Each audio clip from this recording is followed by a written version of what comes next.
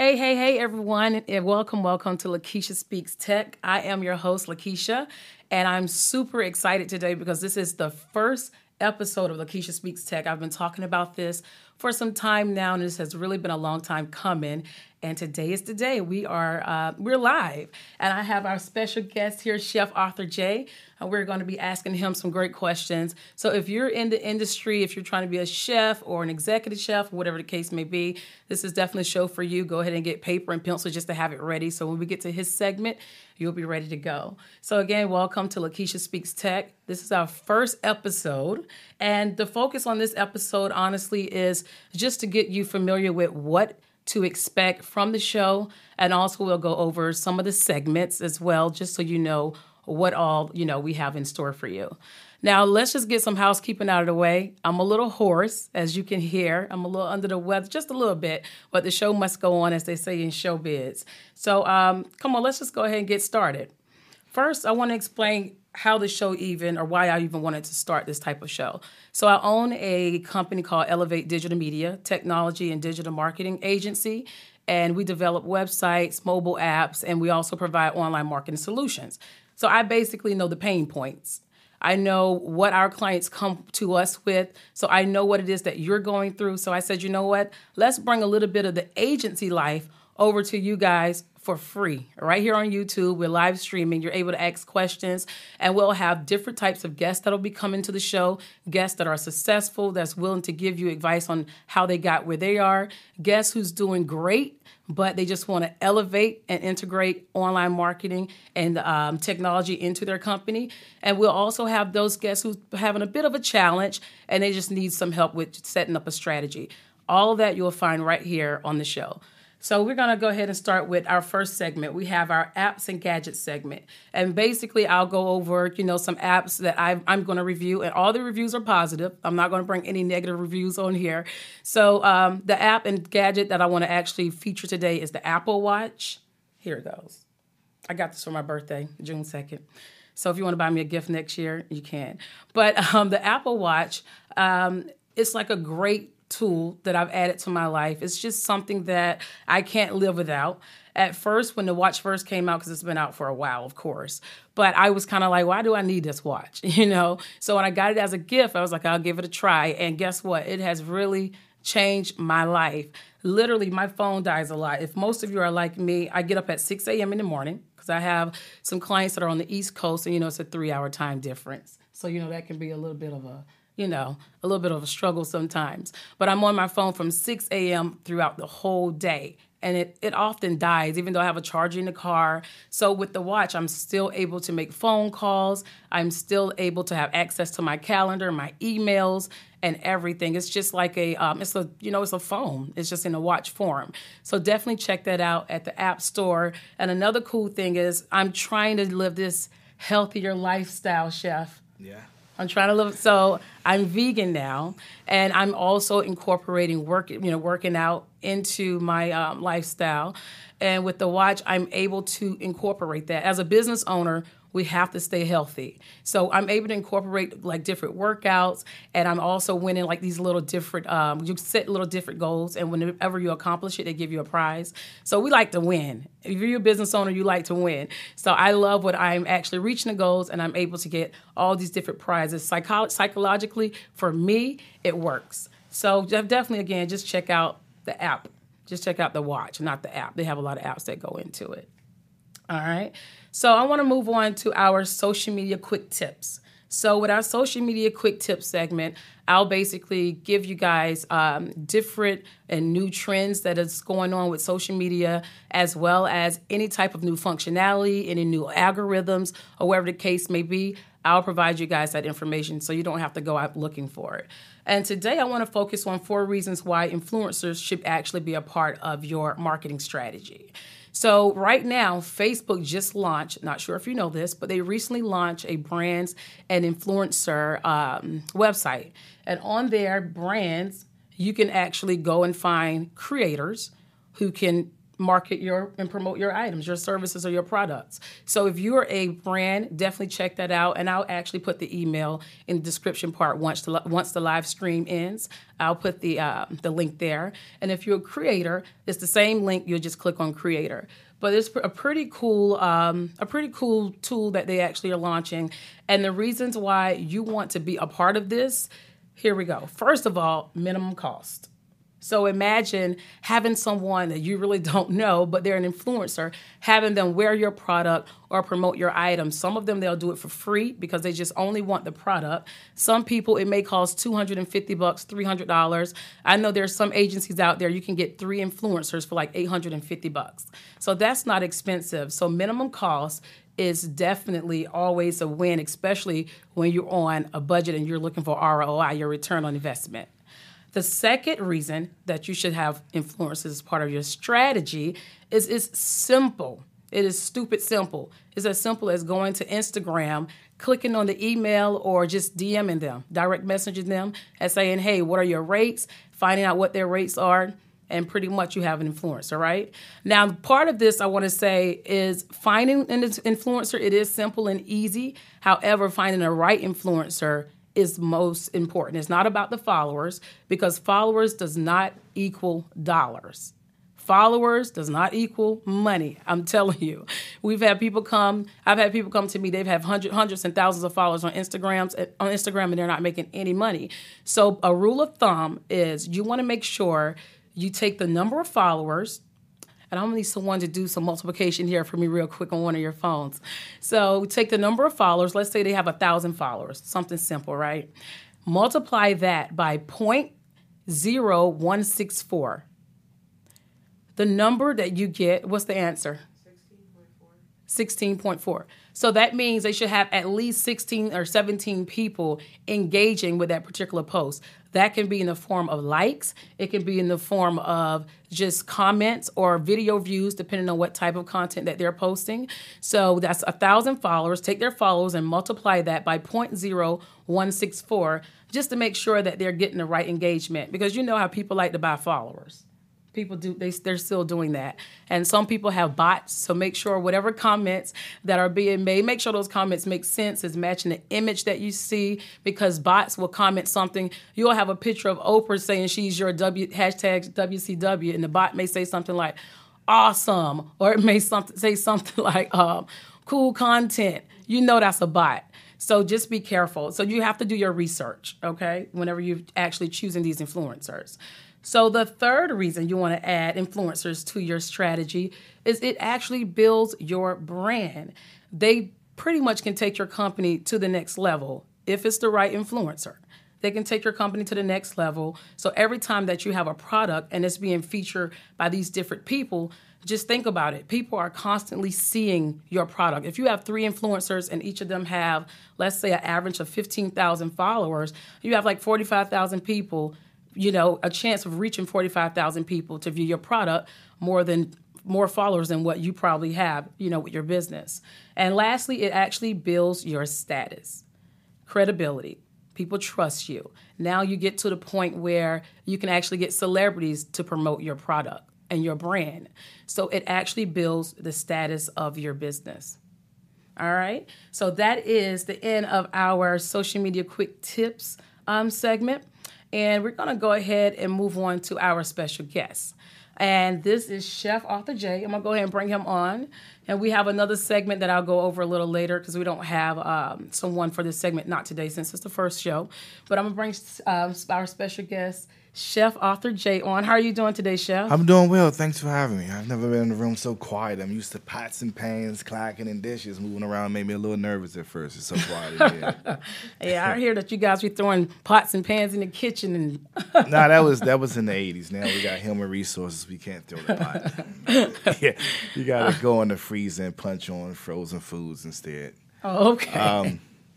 I'm glad to have you having me here on the show. Okay, You know, thanks it's for being here. actually my first. Well, no, it's actually not. Here in California is my first show. So. Oh, wow. This is your first. I feel honored. Thank you so much for just agreeing to be on the show. And just to be transparent a little bit, guys, at first, I wasn't sure if I was going to have a guest because I was like, it's the first episode. I'll just explain what it's about. But then I said, you know what? We need to have a guest on. And he, at the last minute, he agreed to be on the show. And so I greatly, greatly appreciate it. I'll always remember that. So I owe you one. Thank you. Your first guest. Oh, first guest. Got to get a picture. The whole thing with Chef Arthur J, he kind of explained to me, he wants to basically elevate his business. Like he's been an executive chef at some great high-end restaurants from, oh my gosh, it's a list. The list goes on. I'll let him tell you himself. But he's been an executive chef. He's owned his own restaurant in the DMV area. So he's really doing a lot and have a lot of great things going on. But now what he wants to do is really integrate and elevate his business with the technology and just the right social media tools so he can take it to the next level. Am I right? You're right. I'm right. Absolutely correct. So what we're going to do today, it's going to be like a coaching session, okay? So we're going to have a conversation. I'm going to find out, what it is that he's trying to do with his business. And for those of you who's in the industry, again, take notes because you can utilize these same strategies and tactics that we'll go over here. I won't go over everything here on the show because we got to bring him back so he can share his results. But we're going to start with getting to know who he is first. And then I'll go ahead and move on to the coaching questions and getting down to what he needs to do to kick his online marketing and everything off. Okay? Sounds good? Okay, so I'm originally from Washington, D.C. Shout out to D.C. DMV in the house. That's right. Moved to California 5 years ago. I guess D.C. was where my heart is, but California is where my hustle.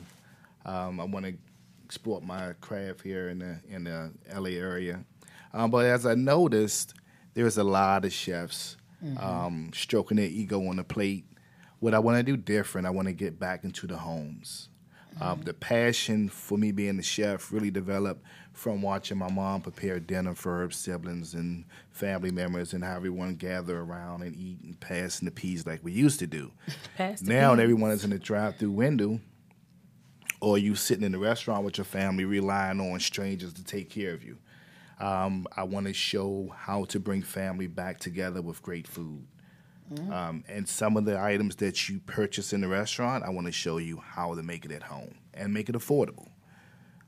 So we can get back to, like you said, working on our diet and on what's going into our foods that we're eating each day. Exactly.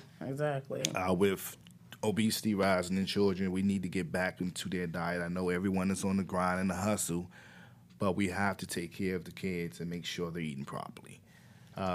Something I do at home, I make sure kids at least once a day, we all sit down and break bread together. Just once a day. I think that's the best thing you could do for your family. That's when you pose those questions and we talk about everything that's going on in their lives. That probably is part of the reason why we lost, I guess, that line of communication with our children. And that's something I want to bring to families and homes, bring it back. Well, I think, social media has a lot to do with that. It's kind of one of those things, a catch-22 with social media, just because we have our gadgets, our phones and everything in our hand. No phones at the table, though. No phones at the table. Leave the phones, yeah. But it's like social media, sometimes it is that bread and butter for you. So whenever you are kind of going back and forth with your potential client, and with Facebook, it's like they rate you. They'll say something like, oh, Lakeisha speaks. She answers back in, 20 minutes or a day. And if it gets to 2 or 3 or 4 days, you go into the red, and people can see that. So you feel like I always have to be on social media. So that's why I feel like, the phone is at the table or, whatever the reason may be. But then you have the kids who's just on the phone for fun, looking at Instagram and just, Snapchat and those different things. So, okay, that sounds... I do agree. I look in the dining room sometimes. I'll come out, look in the dining room, and there's a couple, but they're both in their phones. So... I don't know. You say the dining room, meaning where? In the restaurant. In the restaurant. Yeah, I got you. Okay. And couples are on their phone when they're sitting at the bar. Instead of talking to the person beside you, everyone's in their phone nowadays. Yeah, that's true. That's true. So how do we, I understand social media is very important for a growing business. It's got to be a balance. It has to be a balance. I rely on social media. I need more social media into my craft and as well as my business to help it grow. But I just want to take maybe 30 minutes a day, no social media. We sit down and we really break bread. And I want to teach how to properly prepare these food items, Okay. how to store them. I'll go grocery shopping. I'll be live going grocery shopping, showing you how to pick the right vegetables and fruits.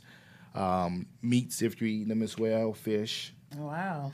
What meats and fish to eat and how to select your chicken and things like that is, I think, is something that we take for granted. We go in the store and we just grab whatever's out there, whatever's available. We're not taking a look at what we're eating. Because this is about the convenience at the end of the day. So, well, let me ask you this. So there are some myths that goes around, right?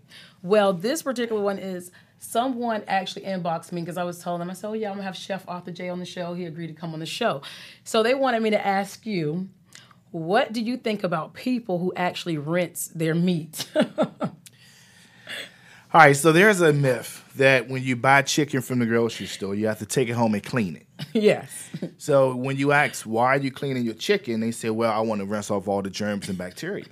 Good water. So I'm like, okay, what's in your water that's going to kill the germs and bacteria that's on chicken? Right? So if we can take our chicken to the sink and rinse off all the germs and bacteria with water, then we need to drink more water. So what you're doing, actually, if there's any germs and bacteria on that chicken, you're now contaminating your sink. Oh. Right? So now you have rinsed it off the chicken into your sink. So when you're washing your dishes, when you are rinsing your vegetables, now you contaminated your vegetables and everything else is going to the sink.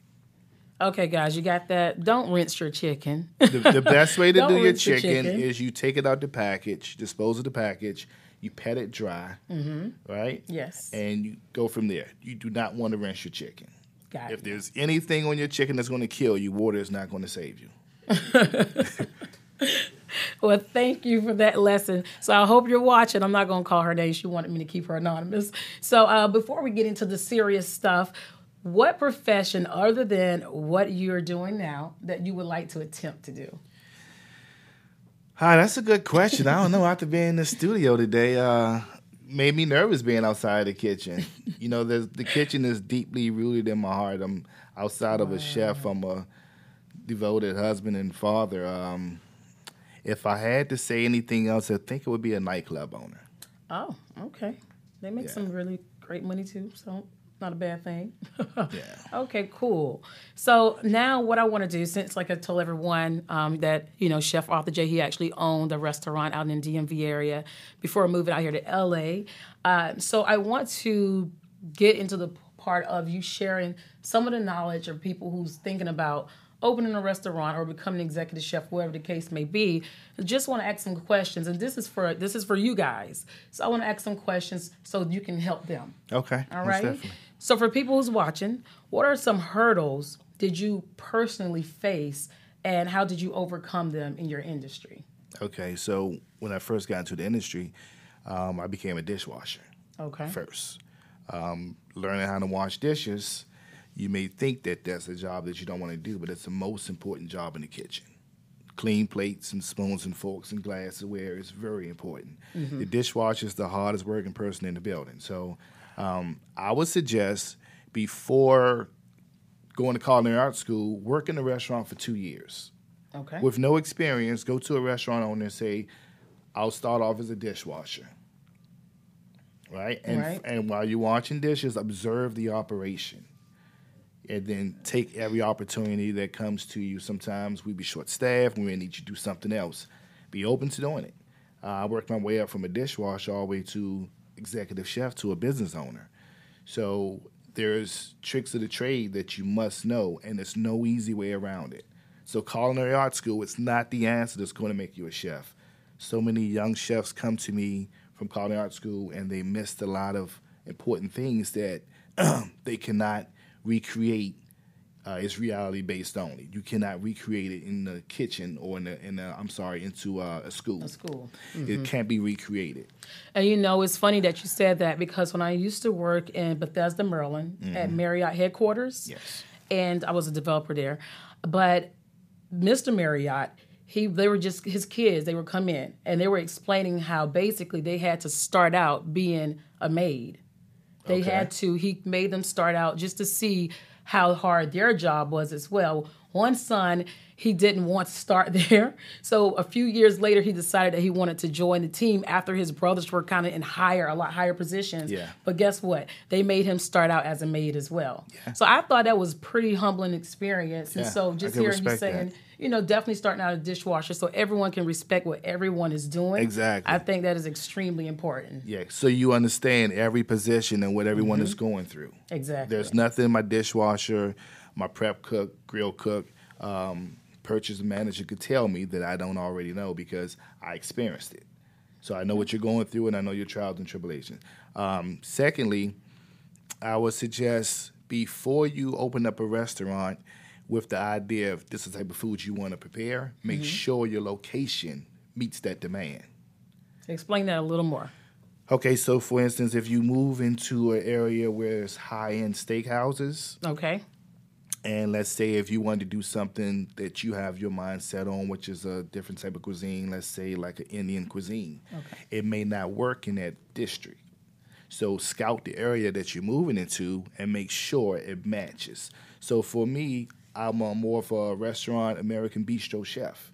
But my first restaurant, the area was calling for American soul food, right? Right.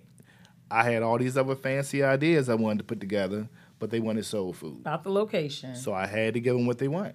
Okay. So you either have to pick the right location or be willing to give the audience what they want in the location that you decide to set your restaurant in. Okay, cool. So what did you have to sacrifice in order to get where you are today? What were some things that you have to sacrifice? Because I don't think a lot of people, that if you're new to business or thinking about starting a business, you got to there's going to be sacrifice. There's no way around it. I hit the brick wall. My brick wall was, as an owner, I had to understand I was everything from A to Z, from the front door to the back door. I'm HR, I'm the chef, I'm the server if I need to be, I'm the busboy, the dishwasher. You don't have no support, no help. You're everything. As a small business owner, you can't afford to hire the entire staff.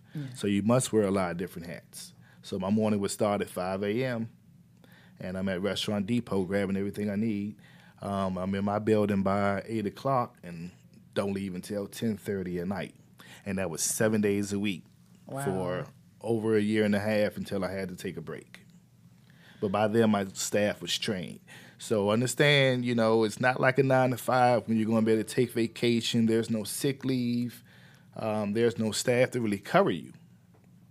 It's a lot of hard work. I just want to make sure before you jump out there, because there's a lot of cooking shows and make it seem like it's all fun and games and a lot of money. It takes you about 5 years before you even recoup any of your money. Oh, wow. And, 99% of restaurants fail in their first year. And 99% of restaurants fail in their first year. You're not considered successful until after your 5th year. Okay. So it's a lot of sacrificing. You change your whole lifestyle. So I had to get rid of my nice truck and get a van for the business. Okay. So when I'm off, which was rare, I'm in a work truck. So you have to commit for at least 3 to 5 years before thinking you're going to be like a successful restaurant owner and have all this money. It's not going to happen unless you have a huge backing behind you. And if you have investors, which is like almost working for someone, because these investors want you to report to them daily, your sales, your purchases. They want to hear numbers. And that's all they understand. They don't understand what's going on. They just know they put up money, they want money back. So be careful going out getting investors, because there's a lot of stress on producing and making sure they get their money back at the time you promised. Wow. So, guys, keep that in mind. Be careful whenever you're going out looking for investors, because I use my own cash. I tapped into my equity in my house. Oh, okay, wow. I made sure I put that back first. And I think that's scary for some people, tapping into the equity of their home to start a business with their own money, because they're thinking, what if it doesn't work? All these fears come into play. So it's a little scary, and I get it. But, I've been there too, just putting out my own money without bringing investors in. Because if you bring them in a little too early, it can actually hurt you, right? In the long run. Yeah, if you use your own cash to get set up and become attractive. Right. Then you could bring the investors in, recoup your money, put your money back in the bank, then work off theirs. But it's very hard to convince someone to put up hundreds of thousands of dollars, and it's your first rodeo. First rodeo. And then you have the pressure of making sure you get this money back to them. Now, taking the loss isn't great, but you have to answer yourself versus an investor. An investor. Who can then, after a certain time, if their money has not been returned, they now can take the restaurant from you. So that's why you got to be very careful. They can now take ownership of it because you have not delivered as promised. So they invest more equity, and they have more equity invested than you at a certain point because the money you owe them and the money they invested is more than what your business is worth. So it's like they own your business now. Right. So now you're working with somebody all over again. Right. Yeah. Okay, good. This is great advice. I hope you guys are listening to everything Chef Arthur J is saying here. Now, I want to know I can't even get it out. A productivity tool or software that you use every day. So, because sometimes with businesses, they don't know what technology tool to actually use for their business. It's kind of, they just go on Google and search, you see a whole bunch of results. Can you give them a couple of tools that they would need to get started, or they just probably need to add to what they currently have? Yeah. A POS system is point of sales. There's plenty of them out there. POS system will record all your sales and purchases, and as well as QuickBooks. Because, again, we're talking about you putting up your own money, you're putting everything on the line, and you want to become attractive to an investor. I think a lot of us think that owning the restaurant is all about fancy plates. You know, you can have great food and go out of business within a year. But if your books are great and you have wonderful food, you stand a chance. So keep your books up, all your purchases, your sales. Make sure your books are audited every day. So when you meet that investor, you have a pitch deck with your numbers that's attractive. Okay, sounds good. So in our next section, now that I've kind of gotten to know Chef Arthur J, now we're going to actually get to the set of questions that I'm going to ask him that's going to help me build out his campaign and all his lead generation and everything that he needs. So I do know that you told me you need a website for one, correct? Yes. So that'll be something that we're going to actually create and develop for Chef Arthur J. We're going to develop his website. So these questions that I'm going to ask is going to actually help me and my team as well when I go back to them. It's going to help us not only build your site, but make sure we're getting the message right across the channels for your target audience. Okay? All right. All righty. And guys, the questions I'm about to ask him, you can answer these questions on your own as well, just to make sure you're on the right track in your business too, okay? So what is the biggest pain point that you've been dealing with in your business these days? There's a couple. Let's speak on one. As a small business in the restaurant industry, your purveyors, meaning who you purchase your food from, they increase your prices because you're a smaller company. Oh, right. So interesting. Someone that has a chain restaurant of maybe like 25 or more, they can promise to purchase a certain amount. As a smaller business, you can't make that promise. Right. So what they do, they increase your price to make it attractive to the larger company.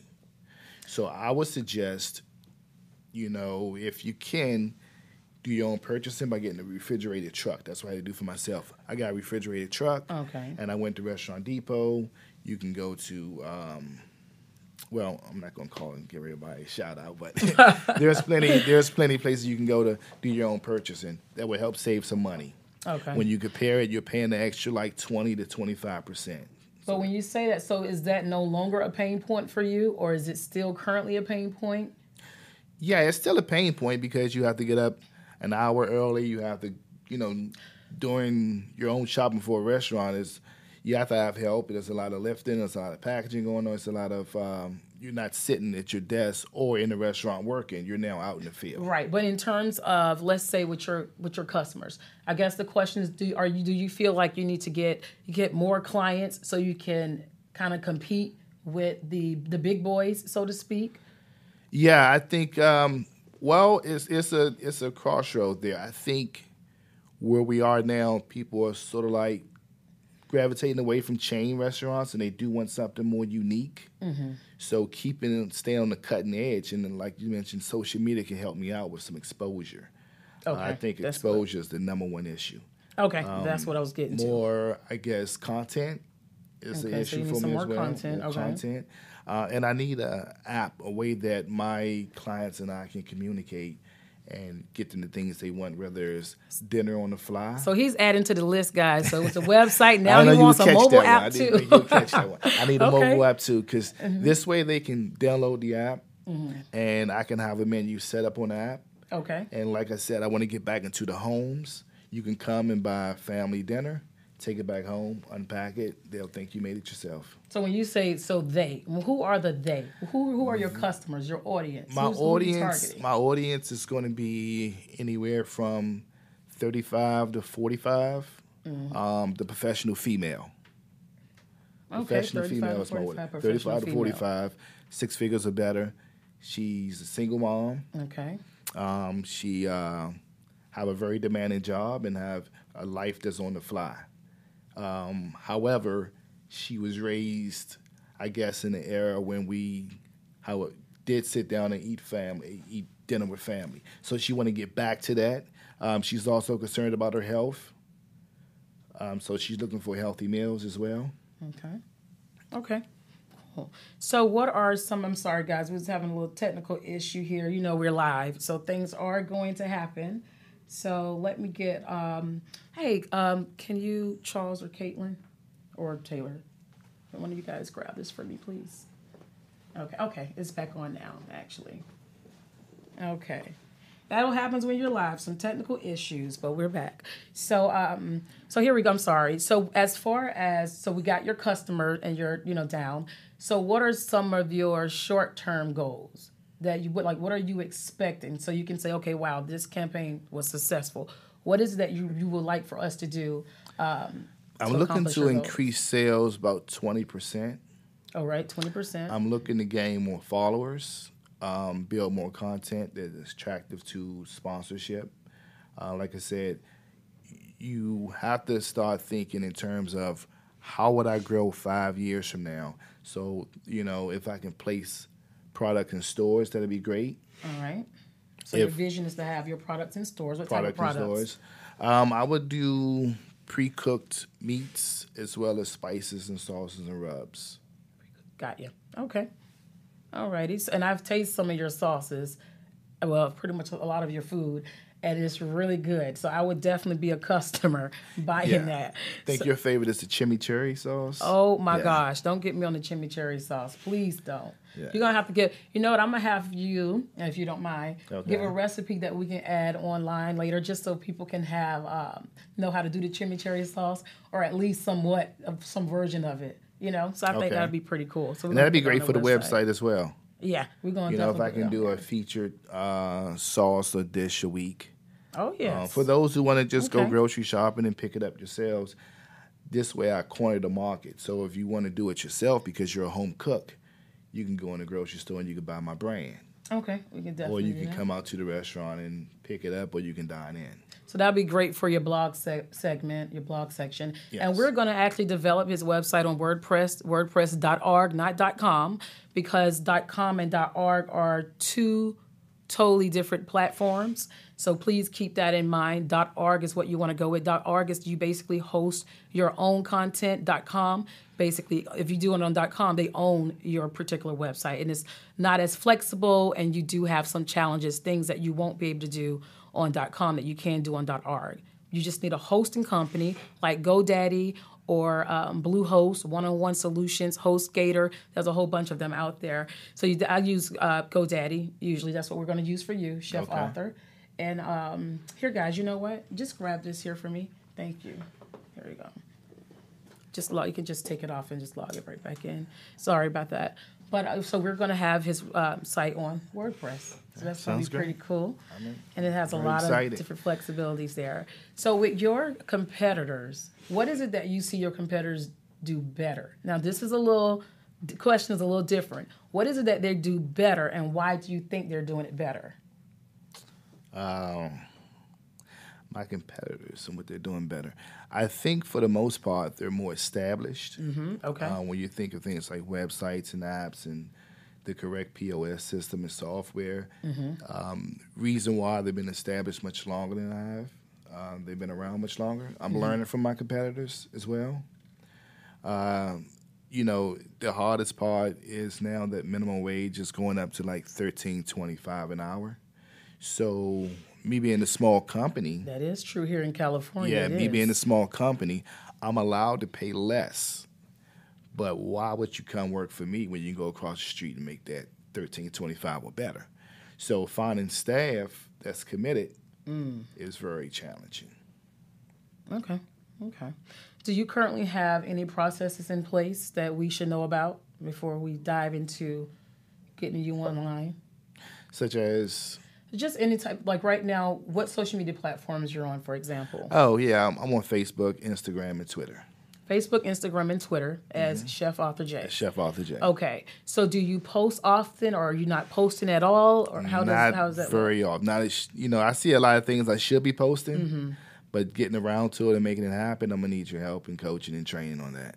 Okay, definitely. Because I have a vision on how I can make things more exciting on Facebook and Instagram and Twitter through live video. There's some things that happen in the kitchen. I'm like, if this was live, this would be great.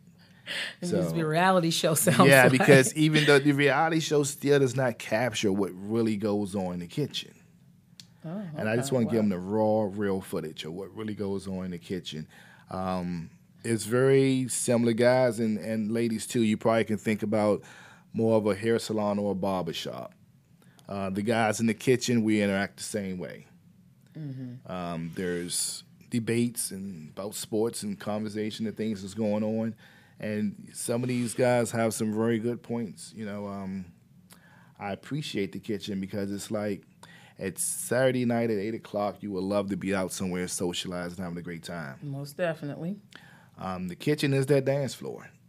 Oh. Although like we that. seem like we're cooped in the kitchen, there's a whole nother world behind that door.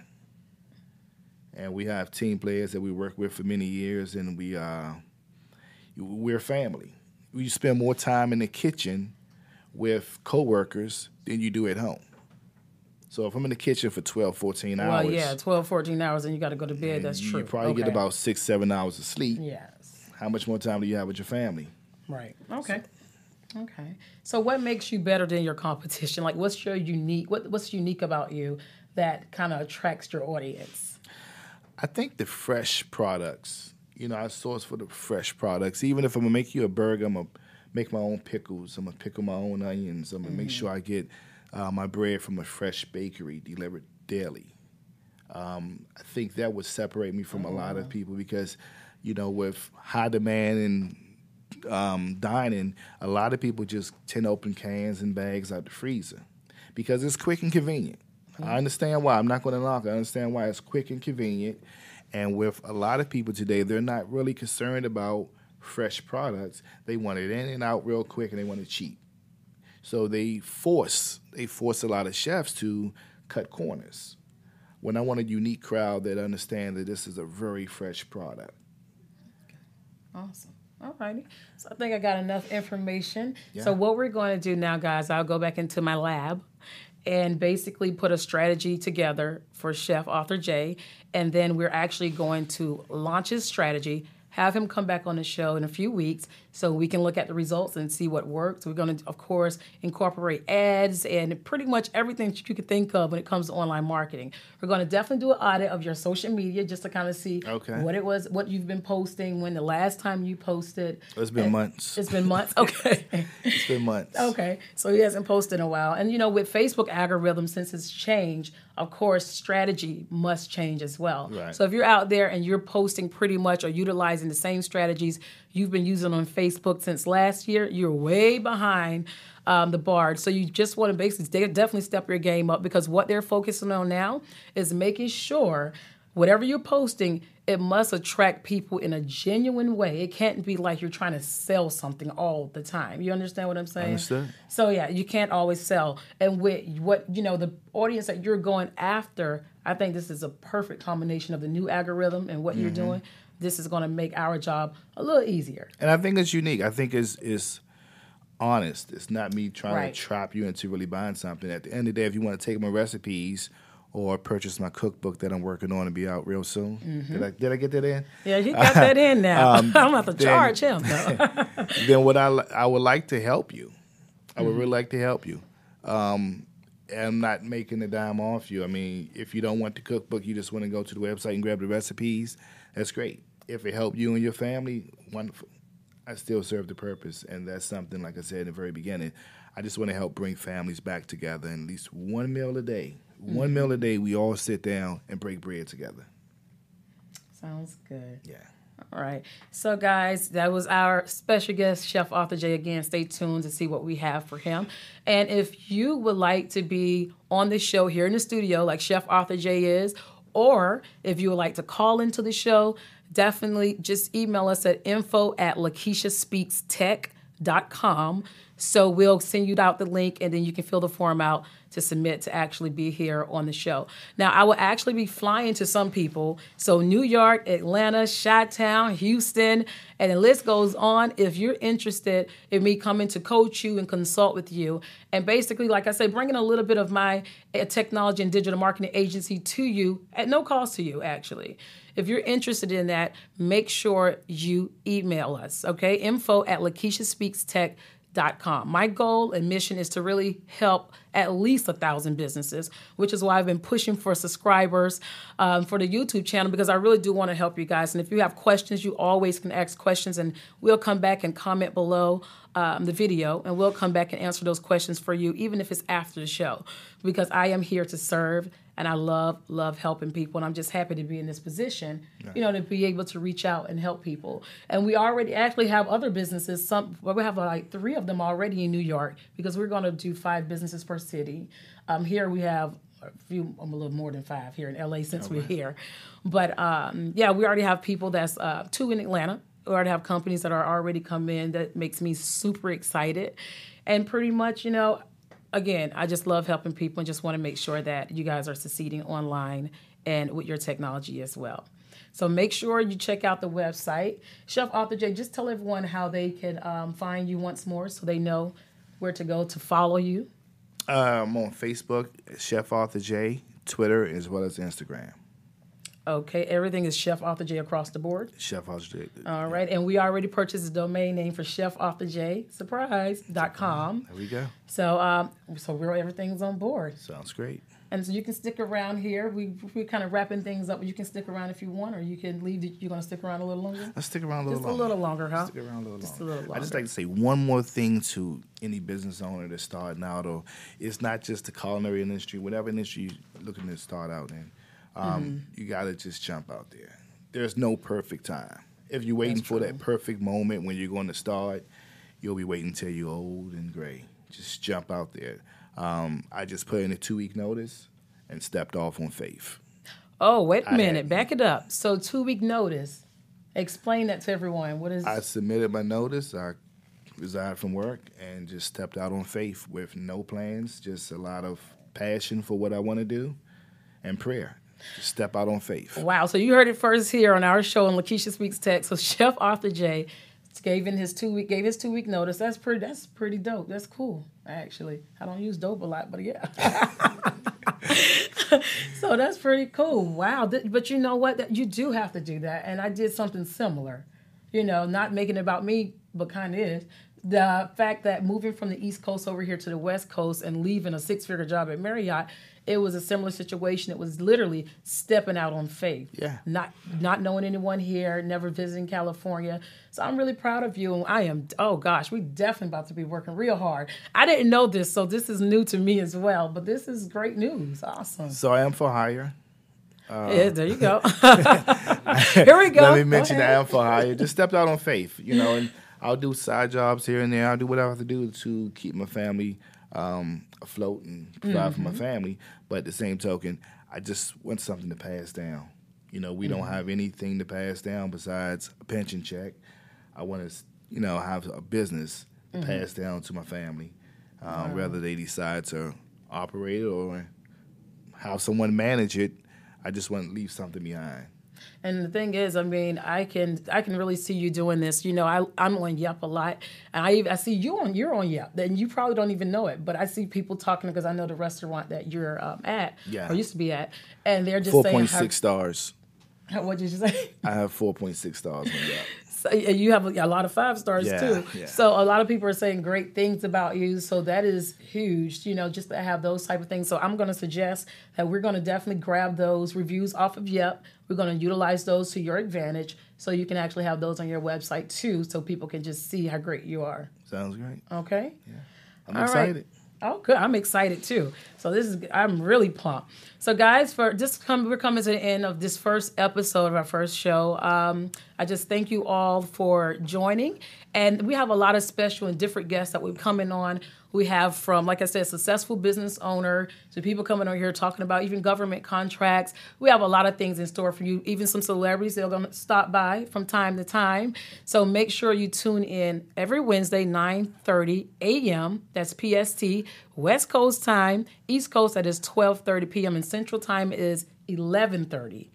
Not p.m., I mean a.m., but 11:30 a.m. and 12:30 a.m. p.m. I am right, p.m. on the East Coast because it's afternoon. Right. Duh. So make sure you guys tune in, and I'm here every Wednesday. It's been great, and as always, I would like to wish you guys happy online marketing, and I will be sharing our next guest with you a little later this week, okay? And thank you all for joining.